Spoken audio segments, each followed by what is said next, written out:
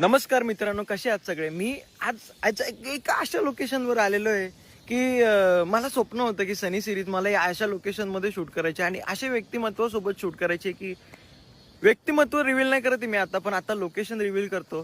कारण लोकेशन एवढी सुंदर आहे, मला ती ती गोष्ट लपवून ठेवता नाही येते तुमच्यापासून. तुम्ही बघू शकता लोकेशन सनी सिरीज.